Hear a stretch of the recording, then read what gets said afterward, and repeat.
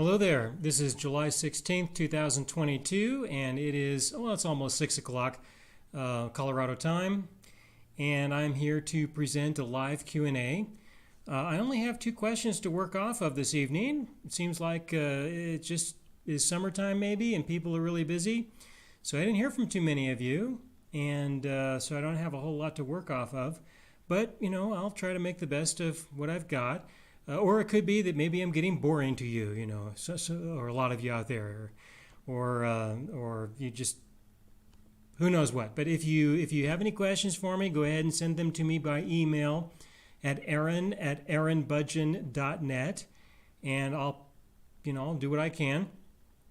It's just as well this evening. I am kind of tired, and so for me to stop early doesn't bother me at all. I'll definitely do that.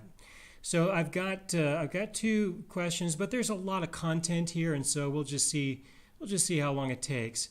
The first one is from Rochelle, and Rochelle, I didn't check, but I think you're in Australia, and it's about 1 Corinthians chapter 11. Let me scroll up a little bit, and this is with regards to head coverings. You said, I would be interested to hear your thoughts on women head covering. If you have already covered this subject, please refer me to where I can listen to it. I have started head covering this week after learning more about it. No, I have not really covered this subject in any radio programs that I'm aware of. It would be a good idea for me to go through the letters to the Corinthians. I have been thinking about that, because I'll be coming to the end of the Gospel of John, and it's a good idea to be thinking about this in advance in terms of what am I going to do next. At the moment, I kind of feel like it's a toss-up between Ephesians and the letters to the Corinthians. Which one would be next. Doesn't mean that I would never do Ephesians if I did Corinthians. It just means I'm going to be in the Corinthians for a while before I get to Ephesians, or if I do Ephesians first. Anyway, I'm thinking about this now, and just I'm not really sure what I will do next. So, with regards to 1 Corinthians chapter 11, I would want to start with the overall context of the letter that Paul is writing. He's writing a letter to the people in Corinth in order to help them kind of work through the present crisis. They're all having kind of a crisis there. They're a relatively new church. There's a lot of stuff going on. They don't necessarily know how to deal with this or that. And so Paul is speaking to them from the point of view of all right, here are some things that will help you guys kind of deal with the present situation. And then he intends to go to them later and meet with them and try to work things out with better detail. Is kind of what this is. Now in 1 Corinthians chapter 11, with regards to head covering, Rochelle, you told me that you have done some study on this, and you have decided that this is what you want to do, and that you are doing that. So in deciding that this is what you want to do, and then doing that, and then asking me now about what I think about it, I want you to know I do feel a little awkward about addressing this subject, because if you will have already found inspiration to go around with your head covered, then to me you've already made your decision that this is what you would like to do, that this is important to you. And so I'm not sure why you're asking me this question now. I don't like being put in a position. I'm not saying you're intending to do this, but I want you to know, just people in general, I want you to know I don't really enjoy being put in a position of, okay, now I'm supposed to convince you of either something different, which is obviously going to be a whole lot of work and a whole lot of effort to convince you otherwise because you decided to go do this, to get you to stop doing this, or you'd like me to validate what you have already decided, which of course should be irrelevant, right? I mean, whether I agree or not agree, if that's something that you'd like to do, then you ought to do it.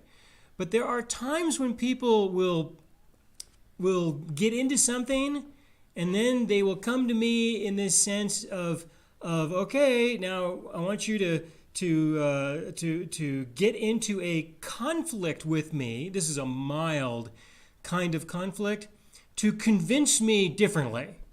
And I don't have the energy for that. In general, those kinds of scenarios, I would just rather say, well, just whatever you want to do, just go ahead.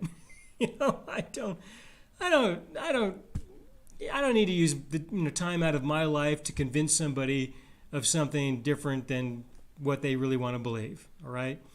I think that when people really take their position like this, I should just let them go. Right. So the fact that I'm even entertaining this question at all, I would appreciate it if you would have some consideration for the fact that normally I would just delete this. Okay. In this kind of a scenario, I just delete it and say, Rochelle, there you go. You decided to do that. You go right ahead. You obviously did some learning about this. You've looked into this. Go ahead. What difference does it make, or should it make, about what I think? All right. But I'll go ahead and go through this. So in 1 Corinthians chapter 11, you mentioned verse 2, so I'll start there. Paul says, "Now I praise you, brethren, that you remember me in all things and keep the traditions just as I delivered them to you."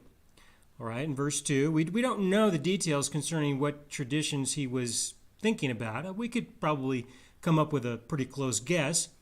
But these are just traditions that he delivered, and he encourages them to continue with those. In verse 3, but I want you to know, and regardless of verse 2, regardless of that, verse 2, but I want you to know that the head of every man is Christ. All right, that makes sense. The head of woman is man, and the head of Christ is God. All right, now I don't think that this automatically means that just as it says the head of every man is Christ, I could see it reasonably said that the head of every woman is Christ too. So just because he said the head of every woman is man doesn't just automatically mean that Christ is not the head of woman. I wouldn't go that far. He's just speaking about something from a historical point of view in terms of creation and design and order, but it doesn't exclude the idea that the head of woman would not also be Christ. And the head of Christ is God. That's pretty obvious. Verse 4, every man praying or prophesying, having his head covered, dishonors his head. Okay, why would he say that? Is there anything in the law that says that if a man prays with his head covered, that he's dishonoring his head? Is there anything in the law? No, there is nothing in the law that says that that's the case. You can't, if you want to establish a definition of being dishonorable or right or wrong, then the first place you ought to look is the law. That would be the right place to go. So, where is he coming from when he says this? From what I can tell, especially because I know the rest of what he said, from what I can tell, I would say that he's just expressing an opinion in order to just kind of give a general description of things, but I don't think he's establishing some specific kind of ordinance such that if you fail to observe this and you cover your head when you're talking to God, that you're going to endure some kind of divine punishment. I don't see that at all. I don't see that here. So where else could this be coming from? It could just simply be his opinion based on the context. There's also the potential that he's a little bit agitated by the Pharisees, who had encouraged men to have their head covered when they are praying before God. Even to this day, the same doctrine has survived, in which a lot of Jewish men wear yarmulkes. They'll wear it's a little hat, and they wear that to cover their head, either when they go into the synagogue, and whenever I would go into a synagogue, I wear a yarmulke. And if I was to go in today, I would wear a yarmulke. To me, that's just normal. I wouldn't think of, am I violating God? Am I dishonoring Him in some way? I wouldn't see it that way myself. But there could be the potential, that maybe Paul is having a bad day or something, or having some difficulty with some folks who are like this, and he's just expressing his agitation by saying this. But what he really means is that the religious people who he has been having some discussions with are dishonoring God by not believing the truth. Okay, I am just suggesting, I'm just speculating. And the reason why I feel okay in saying this is because there isn't really enough information here to really know what he's thinking. There just isn't any way to know. But I can propose some ideas. These are some ideas of things that he could have potentially been thinking that I get the impression of when I read this. But it doesn't mean that any of this is valid. It just means that this is just kind of the first thoughts that come to my mind as I go through something like this. All right, so you move forward from there. In verse 5, but every woman who prays or prophesies with her head uncovered dishonors her head, for that is one and the same as if her head were shaved. Well, maybe back then this would have some meaning to these folks. And in what way could that be? There's not enough, like I said, there's not enough to really go on here, I think, in order to get absolute. And I feel comfortable with this because remember, there's more here, all right? You got to wait till the end. But the idea of your head is uncovered is the same thing as just cut all her hair off. That's kind of aggressive. Where could be the association with that? Some historians have suggested that the shaven head would be an indication of prostitution.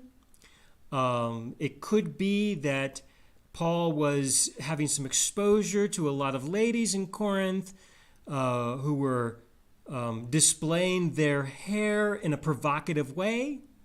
And he was saying, you ladies, you might as well just be a prostitute. There could have been a subtle attitude coming out of Paul that would express him to make this connection between a lady exposing her hair in a provocative way and a lady being involved in prostitution. There may have been a connection between the two.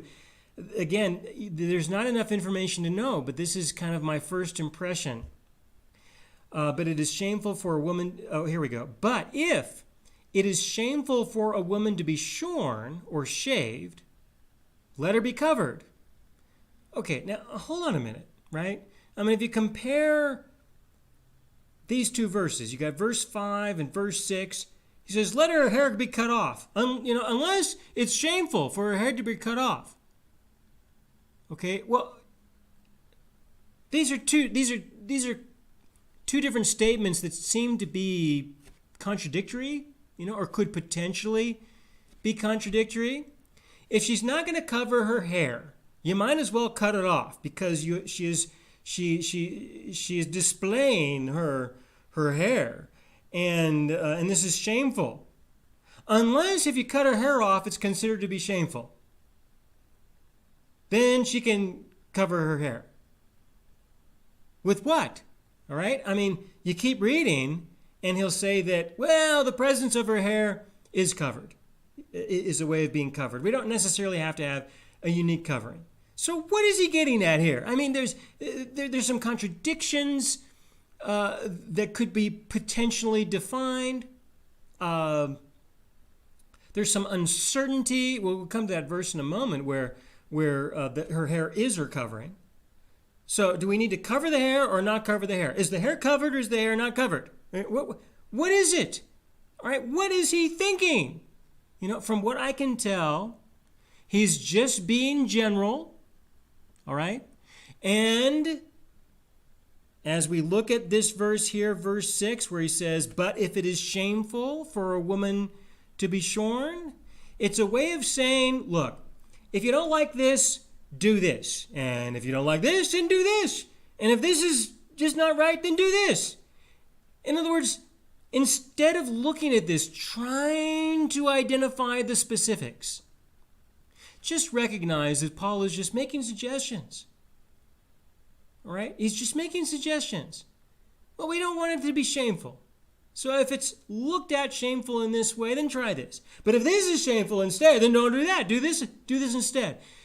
The most important thing to really capture here, just in these first few verses, is whatever you do, try to do so in a way that is not so shameful. Okay? And what way would that be? Well, look at verse 6. It just depends. It depends on your environment. It depends on the people you're around. Okay? That's what he's saying. He's just saying, do not express yourself in a way that others would consider to be shameful. That's what I get from this because of the way that he writes it. Okay, I wish it could be a little bit more concrete, but that's just not what he did. He didn't do that. Keep reading. Verse 7, for a man indeed ought not to cover his head, since he is the image and glory of God. But woman is the glory of man. Okay, well, just because a man is in the image and glory of God, that God created man in his image, does that mean he's really violating God if he puts a hat on? Is it really? I would say not necessarily. And that this would be a tradition for the moment. If someone wants to embrace it, by all means. But I would not want to establish a penalty from what he has just said. And I would not want to establish an attitude of condemnation towards anyone because of what he wrote here. To me, it's open-ended enough that, for indeed ought not, well, maybe in some situations it would be perceived that way in the community that you're a part of. But let me ask you something, really. In your neighborhood, for you guys, if you were to go out your door right now with a hat on, is there anybody nearby who would look at you and say, you are violating God because you are not displaying the image of God because you're hiding it with your hat? All right? If that was the case, maybe there's an opportunity for a conversation with this person. But if it's not the case, that's not what we have going on. All right? So Paul's concern is not going to be a concern. It would have been a concern maybe at this moment in this community, but it does not appear to be a concern today. Okay, then he says, but woman is the glory of man. All right, so what happens if she leaves her head covered? You see what I mean? Are people really going to interpret it that way? Is that really what they're going to think? I would say no. And so the concern that Paul is raising, to me, expresses something that was going on there at this time in history, which may have only been a few months for all I know. It just may have been a fad kind of thing. We don't have enough information to know for sure. But what I think we could say is that if we just ignore this section, we're not likely going to be expressing shame or discomfort or any of these things are going to be expressed to anyone in the world that we have right now. Okay, so these concerns would not be legitimate concerns for the present time. Let me keep going, though. In verse 8, for man is not from woman, but woman from man, nor was man created for the woman, but woman for the man. All right, he's establishing some foundation and stuff. For this reason, why? Because of man, a woman being created for man and man not for woman. For this reason, the woman ought to have a symbol of authority on her head because of the angels.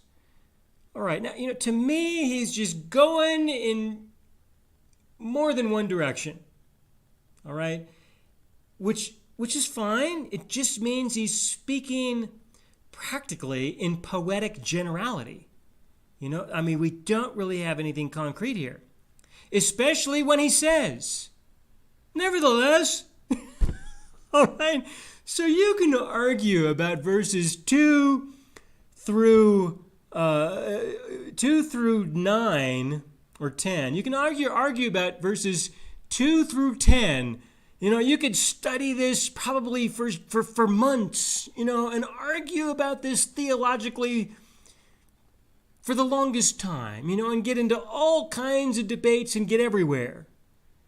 But folks, when you hit verse 11, he says, nevertheless, which is a way of saying, but regardless of any of that, okay, regardless of any of that, neither is man independent of woman, nor woman independent of man. Nevertheless, regardless, okay. In the Lord. Okay? Verse 12. So it's a way of saying, between verse 10 and verse 11, Paul had some things to say. But regardless of all of that, let's go to verse 12. Okay? That's what he would say from verse 11. Let's just go to verse 12. For as woman came from man, even so man also comes through woman, but all things are from God. All things are from God. Nevertheless, however this gets viewed, go to verse 13. Judge among yourselves. All right? All right? See, it's so easy for us to look at this and say, okay, how are we going to judge people? Should they have their head covered or not covered? Should the guys have a hat on or not? Should the ladies have their hair covered or not? In the end, when you make it to verse 15 or verse 13, Paul says, just judge among yourselves. All right?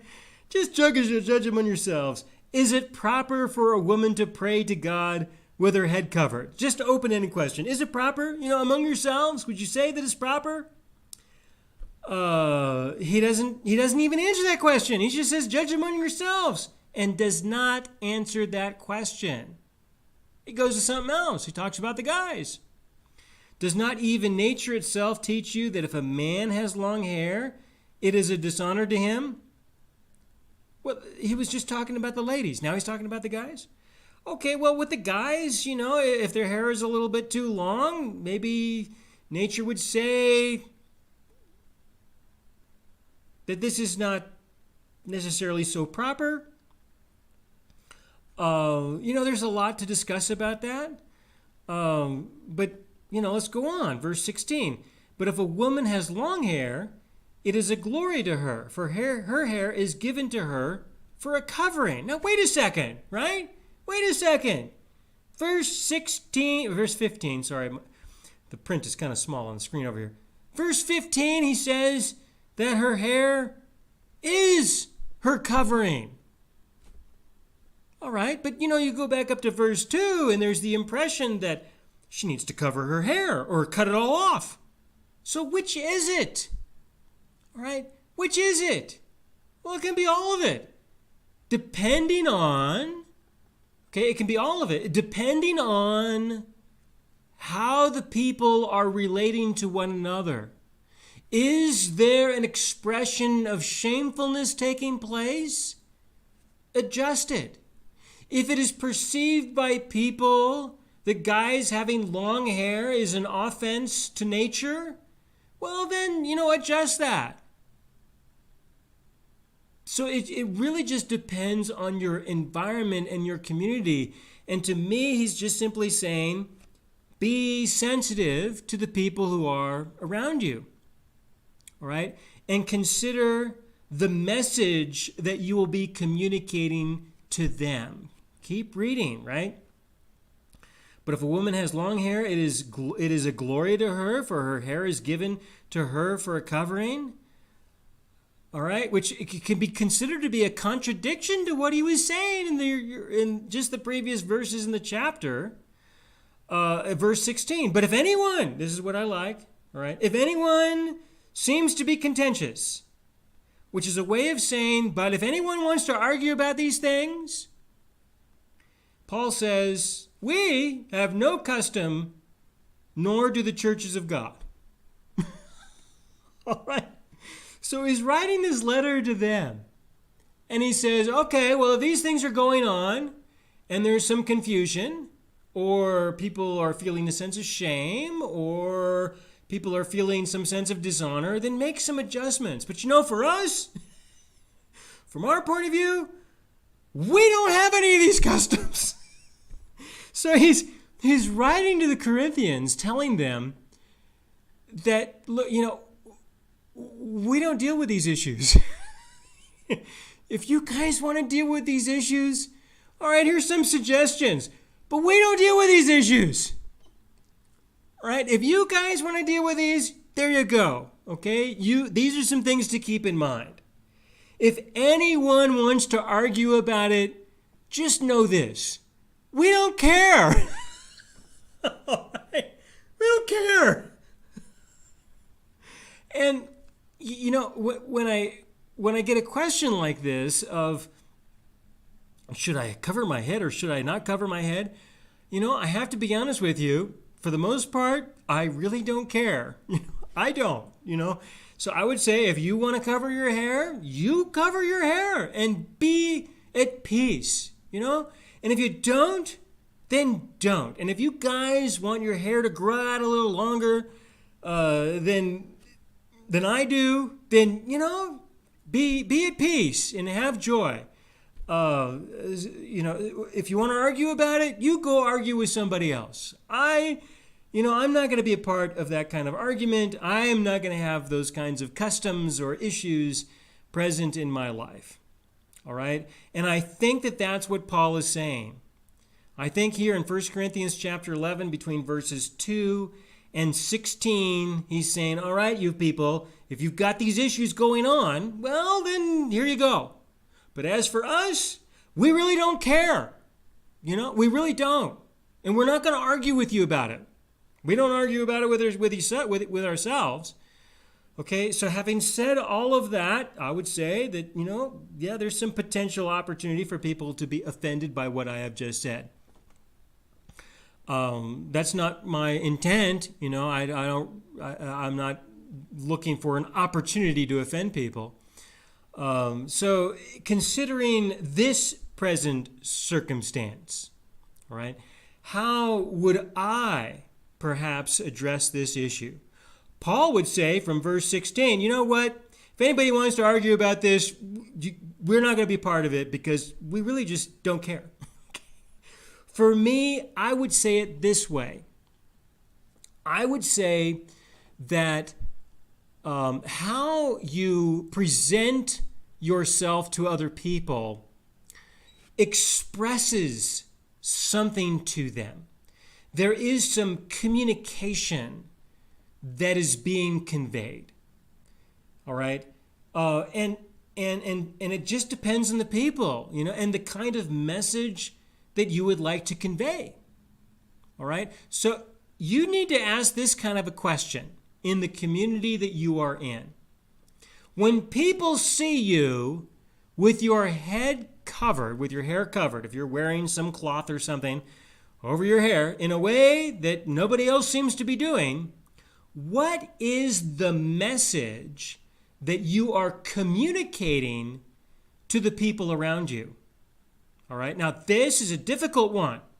You might think, oh, well, this is the message. Yeah, well, the message that you may want to convey probably is not the same message that people are going to receive. Let me say that again.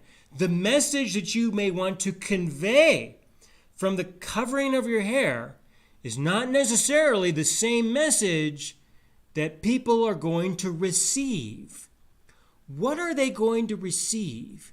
All right, well, I'll tell you that in general, in our modern context, in our general modern context, for those who are familiar with the religious communities, okay, with religious communities, the kind of message that people generally receive is that you are a person who would like to be right with God, which is fine, but that you have decided that through the covering of your hair, you have a more right standing with your God than if you did not cover your hair. That's what they're going to see. All right? Now, you may not feel that way at all, but it's not really going to matter too much because that's what the other people are going to receive. So if you want to do this privately, of course, there's no message being conveyed to anybody else. I would ask, do you do this when nobody's around? But that's an important thing to see, is that people are going to look at you and they're going to say to themselves, this person feels that they are more right with God because they have covered their hair than if they did not cover their hair. All right. Now, there's something that follows up with that. And that is that if I have a relationship with this person has got some ideas about how we should dress, how we should look, probably how we should talk, and they're going to see you as someone who's got some rules, some rules. I'm not saying that the rules are bad. I'm just saying that there will be the existence of some rules. There will be the existence of certain expectations. And they will probably feel that if they have a close relationship with you, it probably won't be long before you find something wrong with them. It won't be long before you find something about them that just doesn't seem right to you. And you're going to express condemnation towards them. You just will. All right? This is what they're going to be receiving. So they're going to see you as a person who, if they get close to you, well, they better get ready for some condemnation coming out of you in one way or another. Do they really want that kind of person in their life? It's unlikely. So your head covering, if you'd like to do this, will probably repel people who may otherwise want to have some kind of relationship with you of some kind. You're going to repel people, which if you'd like to do that, you can do that. And maybe these kinds of people you like to repel. I don't know. Are you going to draw the attention of some man, for example, who may see you and think, oh, now there is a pious lady, there is a religious lady, one who really wants to be right with God. You're going to find yourself in a relationship with someone who might have similar beliefs, who might have similar attitudes. They're going to have their list of things too, and they're going to probably find a lot of ways to condemn you.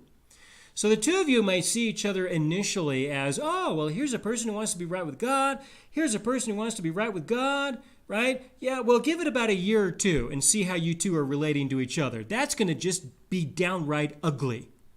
Okay, just about guaranteed. Okay, so that's one message that's going to be conveyed. The next message from those who are not familiar with these religious issues or these religious biases, just may not have any interest in religious things at all. They might see you, and what will you suppose they're probably thinking? They're thinking, gosh, that lady is probably having a bad hair day. Okay. That's probably what people are going to receive. They're going to look at you and they're going to be thinking you're just having a bad hair day. And that's about as far as that will probably go. Okay, so those are my thoughts on this. Again, if you'd like to do that, you go right ahead. Good for you, but that's probably what I would say about that. Okay. All right, let me move forward to this is another question. This is from Colorado. Can you explain the issue with the land ownership and guardian redeemer? This person has been studying the book of Ruth, and there's some issue with regards to land. Naomi's husband died, and their sons died. So there's something about, let's see. For example, Elimelech, Naomi's husband, died. Then Mahlon, which was their son. So Ruth could inherit Elimelech's land if someone married her. Now, that's not correct. She would not inherit the land. What was going on with the land before Ruth and Boaz married? Right? And then there's several questions that kind of erupt from this. All right, now let me start with the topic of ownership of land. Now, the ownership of the land, this was the land of Israel. And what happened was that God defined the nation of Israel through the law that was given through Moses. Okay, when God took the children of Israel out of Egypt, he defined a new nation. All right, and in the definition of this new nation, he defined the relationship between himself and the people, and he defined the relationship that would exist between the people amongst themselves. All right, so the law itself is a definition of the relationship that would exist between God and the people and each other. Now, I'm going to tell you right away, and you need to pay attention to this, that the laws of Moses versus the laws of today that we live under today, and in our communities and our nations today, just about everywhere on earth, they're totally different. Okay, so you're not going to be able to merge the laws together. All right, and I'll be pointing a few of those things out that there's just two completely different definitions. There's two completely different ways of life, two different laws entirely. God presented a definition. He presented a way of life. Now, if you believe that there is a God, and I'm asking that question sincerely, do you believe, of anyone watching this, do you believe that there is a God? If you do, then he has spoken, and he has given a definition of how he felt a nation should be organized, how it should be run, how we should relate to him, and how we should relate to each other. Now, do you think that his definition is going to be wrong or inappropriate? If you feel that way, then you definitely don't believe in God. Because by definition, if you did believe in God, you would say that his definition of the way of life is correct. All right? And so if you don't like what he had to say, then that gives a description of how much you may or may not believe in God at all. All right? That needs to be clear. And if you don't like most of what he said, that doesn't mean you don't believe in him at all. It just means that that's a good reflection of how much you do believe in him. Now, when he gave the children of Israel the land, the physical land that we describe as Israel, when he gave them the physical land, he declared that it was going to be divided up among the tribes. All right. And when it was divided up among the tribes, in the law that we have, it's perfectly clear that ladies would not have ownership of any land. That was his decision. That was his definition. Now, in the series that I produced on tithing, I did spend some time talking about this. So I'm not going to spend any time talking about it right now. But in the series that I did on tithing, I did talk about the history and background related to this and why it would be the case. I'll just tell you in summary that the ladies are not going to defend the land in war, and the ladies are not going to work the land. That's it. Okay? So a general decision. Now, I'm not saying that's absolute. Like, there is no existence of any lady who would work the land, and there's no existence of any lady who would defend the land in war. That's not what I mean. It's just a general decision that the ladies would not have ownership of the land. The ownership would be established by the men, mainly because they're the ones who work it, and they're the ones who are going to fight and die for it. So that was the decision that was made as part of the Mosaic law, and this was defined by God. You don't like it, then you don't like God. All right, just be honest. I don't like God. I don't want this God. I don't want to believe in this God because he says because I'm a woman, I can't have ownership of land. All right. Now that's what he said. That's what he did.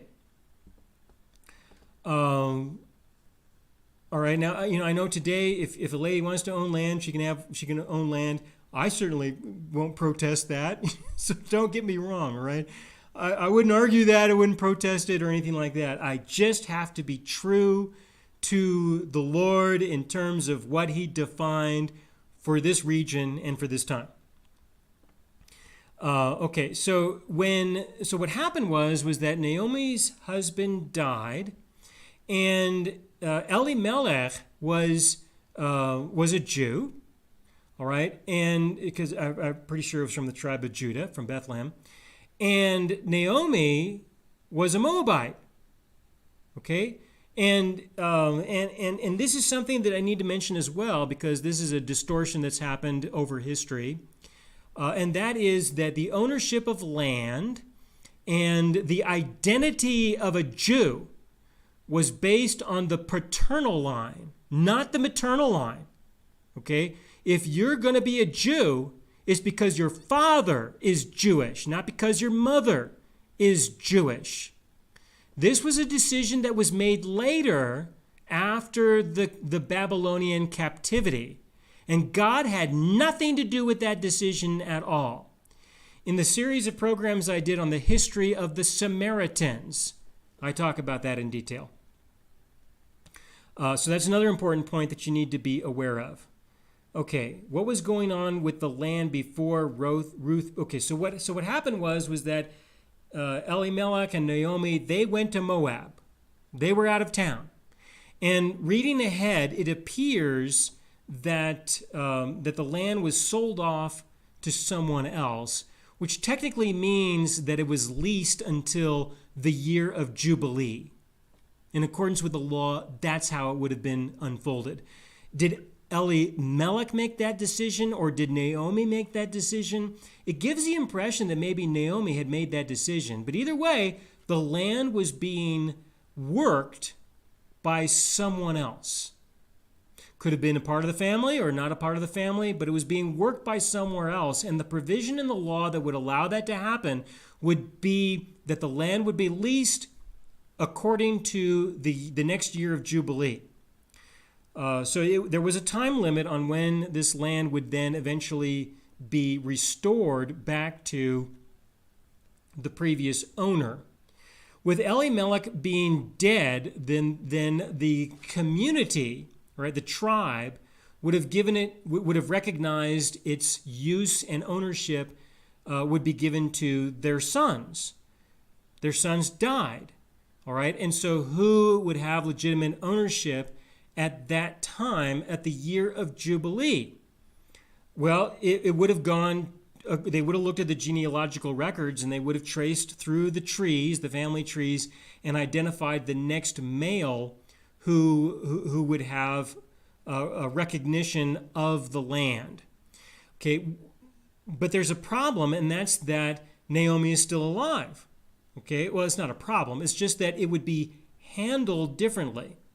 They would identify the next person, and then it would be presented to them with the context that Naomi was a widow and she was still married to Elimelech. All right? So in this case, whoever would esteem ownership of the land would need to do so with an understanding that they are going to take Naomi as their wife. All right? Now, in consideration that she's outside of childbearing years, it appears, looking at the text, that the focus was being placed on Ruth. Okay? And that is a little bit fuzzy in the law. The law does not allow for absolute specifics, okay, with regards to Naomi. By default, Naomi would have been accepted as part of the household because of Ruth and because of who they were married to. So there would have been an allowance. So whoever is going to take possession of this land, I'm noticing it's 15 minutes till the hour. I didn't think I would be taking so much time, but yeah, I'm filling up the time pretty well. There would be an understanding that you're not going to just take Ruth, but you're going to take Naomi too. Okay, so they would look to the family tree and they would identify the person who was closest to Elimelech, the male who would be closest, and they would present this to him and say, here's a situation. The land is being managed and used by someone else, but you can redeem the land by returning the money in accordance with the year of Jubilee and what was presented beforehand. There can be some redemption, or you can just wait until the year of Jubilee, and then you're not going to give any money at all. But if you agree to take ownership of this particular piece of property under these conditions, it's going to be expected that you're going to be taking Ruth and Naomi as part of the package. Okay? And so that's what happened, is that Boaz presented this to the elders because this situation became a topic. All right? It became a topic. So Boaz brought it to the elders and said, we got a topic to address, we got a topic to deal with, and he identifies a person who would have been the right person in line, and he presents the situation to this person. He says, "Hey, do you want to take over all of this?" And the guy gave a lame excuse. He said, "Well, I'm concerned about a disruption to my inheritance." Yeah, right, whatever. I say that because I know the law, and that there really wouldn't be too much of a disruption. But that's his excuse. He doesn't really even need an excuse. He can decide voluntarily if he wants to be a part of this or not. And he decided no, he didn't want to be a part of that. Boaz was next in line, and Boaz could have decided to not be a part of it either. There didn't have to be anyone at this time who would resolve this issue. No one really needed to do it until perhaps the year of Jubilee. That's when this would be addressed by the elders. But Boaz said, "Hey, I'll deal with it now." And he did. He dealt with it. And he says, "I'll take the land, and I'll take Naomi, and I'll take Ruth," understanding this is part of the package. Why? Because in accordance with the law, Boaz would be expected to embrace Ruth as his wife, have children, all right? And the children would then be the ones, there would be a hope and expectation that eventually you're going to get a boy. You're going to get a man who's going to then take over the plot of land and raise it up in the name of Elimelech. Even though he's the son of Boaz, he would do so in the name of Elimelech, not in the name of Boaz. All right, so the inheritance issues like this other guy was concerned about, those wouldn't be any issues. That would be the sole property of that son, and it wouldn't be any disruption to any of the other children that Boaz had. Okay, now this is about the law. It's about understanding the law, how God defined it in order to solve these kinds of problems. Okay, to solve these kinds of problems, this is what God said was the way to solve these kinds of problems. All right, let me move forward a little bit. Did Ruth inherit the land because she stayed with Naomi? Again, she did not inherit the land. It was not an inheritance of the land. It was a matter of Boaz establishing a new household. Okay, that's what it was about. Let me give you an example of what I mean by she's not inheriting anything. What if Boaz decided to divorce Ruth? All right, a year or two goes by and Boaz decides to divorce Ruth. He can do that. He can do that, and Ruth is out. She has no claim on that land whatsoever. All right? Elimelech could have divorced Naomi before he died, and this would not even be a topic. But he didn't do that. That was not the relationship that they had with each other. So it becomes a topic in this respect. Okay, let's see. Did Ruth inherit the land because she stayed with Naomi? Did it only become Boaz's because he married her? No, it didn't have anything to do with that. It didn't become his because he married Ruth. It became his because he was the next in line, and he agreed to marry Ruth. That's the most appropriate way to view that.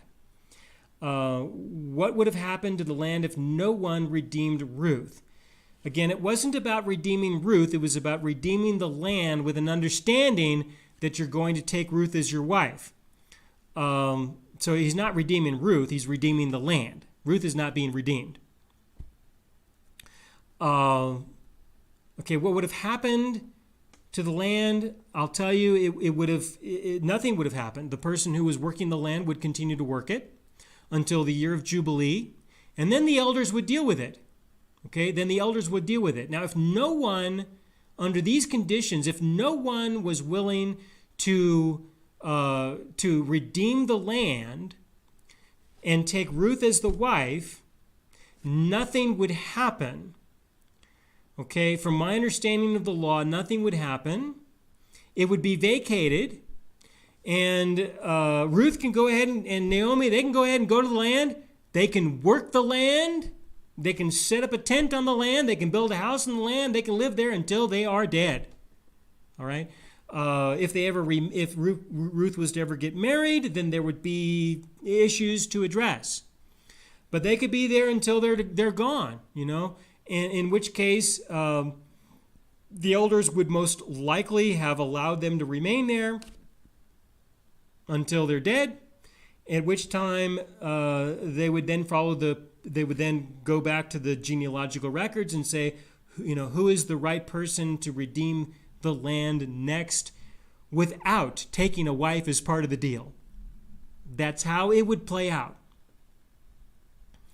All right. What would have happened to the land if no one redeemed? Okay. How was it possible for Ruth and Boaz's son to receive inherited land since she was a Moabite? Okay, now again, this was a marriage between Ruth and Boaz, and the fact that she was a Moabite had no relevance at all, because inheritance of the land was according to the paternal line.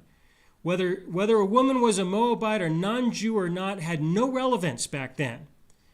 Today, it's the exact opposite because of the Babylonian issue, right? But in accordance with God, his definition of who is a Jew, of who is an Israelite, it was according to the paternal line. Whatever nationality the lady was, had no relevance whatsoever. And today people will say, for example, if I marry a non-Jew and I have children, my children are not considered to be Jewish. Well, in accordance with the Mosaic law, they would be. And then there are people who say that if a lady is Jewish and she marries a non-Jewish man, then the children are Jewish. Well, according to the Mosaic law, they are not. They are not. They would have no inheritance rights in the land of Israel at all. So I want you to see that what you see happening today is the exact opposite of what God defined. Okay, it's the exact opposite. Let's see. Why were marriages allowed to Moabite women? Okay, like I said, a Jewish man can marry any woman. Okay. Could a Moabite man convert to marry a Jewish woman? No. No. Not in this context that you were thinking. Let me say it differently. A Moabite man could convert to Judaism. In accordance with the Mosaic law, he can subject himself to the Mosaic law. However, the children that would be presented from that marriage, those children would not have inheritance rights in the land under those conditions. All right? The daughters could be married and they would have inheritance rights in the land. But the sons, they've got no means by which they would be able to have inheritance rights. So in order to function in that kind of a society, they would have to rent the land from someone else, which can happen. They can rent the land up until the year of Jubilee, and then they can go another 50 years after that. So that was how that was worked out. If a non-Jewish man wanted to marry a Jewish woman, there would be an understanding that any sons that would come from that marriage would never be able to have ownership of the land, but they could rent it. They could rent the land. Okay, it seems like the tribes didn't know Malone and Chilion were gone until Boaz brought it up outside the gates. Yes, that seems to be the case, which is reasonable. Wouldn't the tribes have claimed the vacant property? No, it appears it was being worked. And like I said, during the year of Jubilee, that's when they would address this subject. How would it have been given back? Like I said, that's a genealogical description. How were boundaries determined for land ownership and inheritance? We don't have enough information to go on how boundaries were determined unless you go there and study the archaeology. And through the studying of the archaeology, you'll find that it really just depends on the area. It depends on the tribe, depends on the geography, the topography, in terms of, and the quality of the soil. Everybody handled this differently to establish boundary lines. And these boundary lines were defined by rocks. They put rocks up. So that can be studied archaeologically, and it's just all variable. It just all depends on the location. All right, and if Boaz was older, wouldn't he have been married with children? Why was he single? All right, now you're not going to like this, but this is the way the law is. Boaz could have had more than one wife. The Mosaic law allowed for that. God made a decision that it was okay for a man to have more than one wife. And there are laws that govern those kinds of relationships. So that was what he did. So this question is answered simply by, you got to study the Mosaic law and you'll see that God considered that to be acceptable. Now, having said that, I'm not saying that because I want to encourage people to have more than, guys to have more than one wife. I'm not saying that at all. But I have to be true to the text, and under those conditions and under those circumstances, that was the case. I can say for myself personally, I don't even have one. Okay, so you think I want two? No, thank you. Right. So, there's a lot. That's a big topic, all right? But just a fundamental answer to the question, yes, a man could have more than one wife, but there were laws that God gave in order to govern those relationships. And instead of just passing judgment on God and saying that God is evil for allowing something like that to happen, I would like you to start with looking at the laws that he established that would govern those kinds of relationships. All right, having said that, let me tell you that all these relationships were voluntary. Okay? All of these relationships were voluntary. They were voluntary agreements between people. If the Redeemer of the land in question here, if the Redeemer of the land was not accepted by Ruth, it would not have happened. The elders would, this is part of the conditions. All right? The elders are not going to have this meeting and then go to Ruth and say, oh, guess what? Guess what? You got a new husband now. That's not how these things worked out. Ruth would have had to agree. I'll take this man as a husband. Okay? All of these relationships were voluntary relationships. It was all based on mutual agreement. All right? That's very, that's different from how a lot of things are handled today in different respects, depending upon how you want to look at it. But these are all voluntary relationships in terms of how these things would play out. So there's a lot to say about that. I don't think I'm going to say any more about that because, you probably don't care. You have your opinions about how things should be. So you argue with God about that and you study the law. Don't argue with me. All right? Don't argue with me. You need to go argue with God.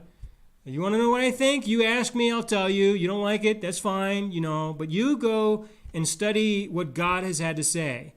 And if you don't like what he has had to say, like I said, then fine. You probably just don't believe that this God is real, or you can reject him. And that's a different discussion. Okay, that's a whole different discussion. Now, this is interesting. Would wealth and security be a common reason for remarriage during that time? How common was it to remarry? Okay, you got two different questions here. Let's start with this one. How common was it to remarry? We don't have enough information to know. We would have to look at the genealogical records and study that, and those are not available. To be able to answer a question of how common was it for there to be divorces or remarriages, we don't know. But we do know what the law says about the provisions regarding that.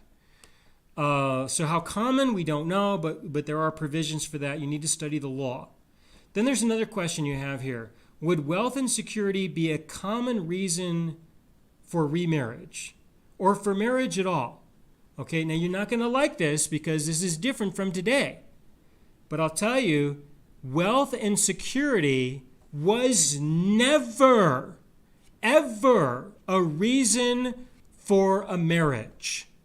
According to the Mosaic Law, the way that the Mosaic Law is defined, there would never, ever be a marriage for the purpose of financial security. That was not part of the definition of marriage according to God. All right? And I can say that in an absolute sense because I know the law. All right? I know the law. I know how it's written, why it was written, and why it was structured in the way that it was. It's pretty clear that there would never be a marriage for the purpose of a woman establishing financial security. All right? Now, today, that is the primary reason why women get married. It's not the only reason. And I know that it doesn't always happen. But I'm old now, all right? I'm old, and I'm connected with a lot of people, and I've seen more than enough, and I know more than enough to know that is not the only reason, all right? But it is definitely the primary reason, and it is the most popular reason as to why women get married. They get married for money. That's what they do. And the security is not because of a voluntary agreement.